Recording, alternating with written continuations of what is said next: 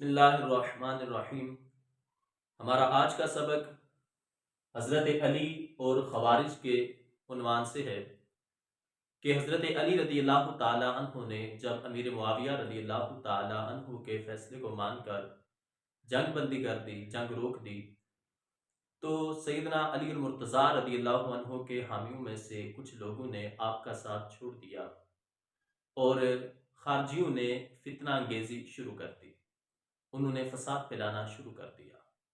وہ اس بات کو ماننے کے لیے تیار نہ تھے کہ جنگ روکی جائے۔ حضرت علی رضی اللہ عنہ نے حضرت ابن عباس رضی اللہ تعالی عنہ کو خوارج کی طرف بھیجا کہ ان کو سمجھائیں۔ انہوں نے کئی دلائل دیے حضرت ابن عباس رضی اللہ عنہ نے انہیں سمجھانے کے لیے، لیکن خارجی کوئی بھی دلیل ماننے کو تیار نہ تھے۔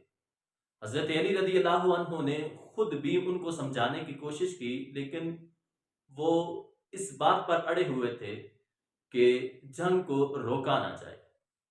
انہوں نے کہا کہ تم لوگوں نے خارجیوں نے کہا کہ تم لوگوں نے جو سالس مقرر کر کے جنگ بندی کا فیصلہ کیا ہے، وہ کہتے تھے کہ یہ گناہ ہے، یہ کفر ہے۔ اس حد تک وہ تعصب کا شکار ہو گئے۔ حضرت علی رضی اللہ عنہ کو انہوں نے ایک پیغام بھی بھیجا۔ کچھ قافلہ بنا کے لوگ حضرت علی رضی اللہ عنہ کی خدمت میں حاضر ہوئے اور انہوں نے یہ پیغام دیا کہ آپ نے نعوذ باللہ یہ جو گناہ کیا ہے کہ جنگ کو روک لیا ہے اور سالس مقرر کیے ہیں، اس گناہ سے توبہ کریں اور دوبارہ جنگ کو شروع کریں۔ اور ساتھ انہوں نے یہ کہا کہ لا حکم الا للہ۔ تو حضرت علی رضی اللہ عنہ نے کہا کہ یہ کلمہ تو حق ہے کہ حکم صرف اللہ کا ہے، لیکن تم اس سے جو مراد لے رہے ہو وہ باطل ہے۔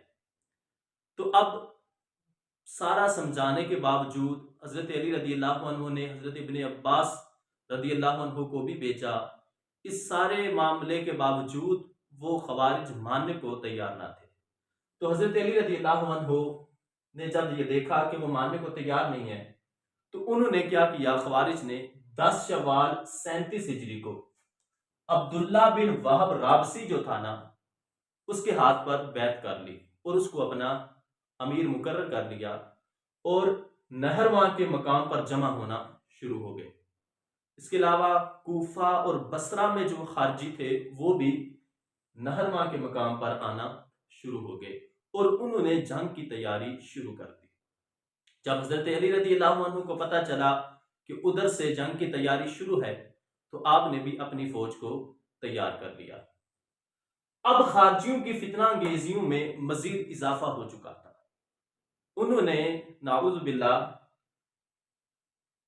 نہرواں میں اپنی فتنہ انگیزی کے گویا انہوں نے دریا بہا دیے کہ حضرت عبداللہ بن خباب رضی اللہ تعالی عنہ جو کہ صحابی رسول تھے، ان کو انہوں نے بڑی بے دردی سے شہید کر دیا، اور اس کے علاوہ ان کی جو بیوی تھی جو کہ حاملہ تھی، پریگننٹ تھی، ان کو بھی انہوں نے بے دردی سے شہید کر دیا۔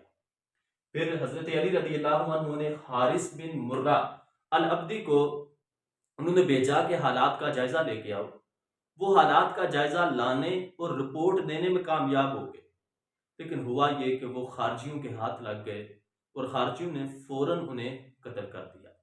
اب حضرت علی رضی اللہ عنہ نے اپنے حامیوں سے مشورہ کیا کہ اب تو وہ جنگ کے لیے بالکل تیار ہیں، اب کیا کیا جائے؟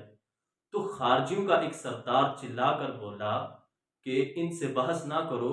نعوذ باللہ وہ خود کو حق پر سمجھتے تھے نا، تو وہ کہتے تھے کہ جنگ شروع کی جائے، تو جنگ کے بعد اگر ہم مر بھی گئے، شہید بھی ہو گئے، تو ہماری اللہ سے ملاقات ہوگی۔ بہرحال اب جنگ کا باقاعدہ آغاز شروع ہو گیا۔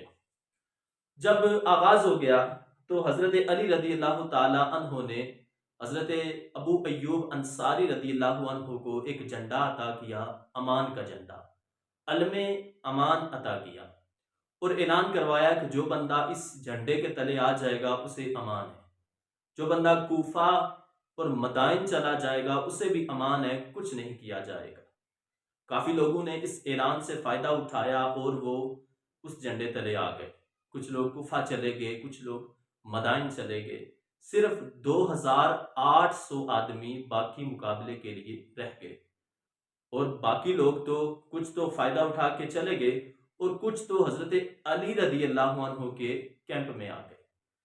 اب جب جنگ کا آغاز ہوا تو اس کا فیصلہ بھی چند ہی گھنٹوں میں ہو گیا کہ بہت بڑی تعداد جو خارجیوں کی تھی وہ ہلاک ہو گئی اس جنگ میں، اور انہوں نے جس کو امیر بنایا تھا عبداللہ بن وہب رابسی کو، وہ بھی اس جنگ میں مارا گیا، ہلاک ہو گیا۔ تو اس طرح سے حضرت علی رضی اللہ تعالی عنہ نے خارجیوں کے ساتھ یہ والا معاملہ کیا۔ یہ آپ کا سبق ہے، اس کو لکھ کے سینڈ کیجیے گا۔ جزاکم اللہ خیرہ۔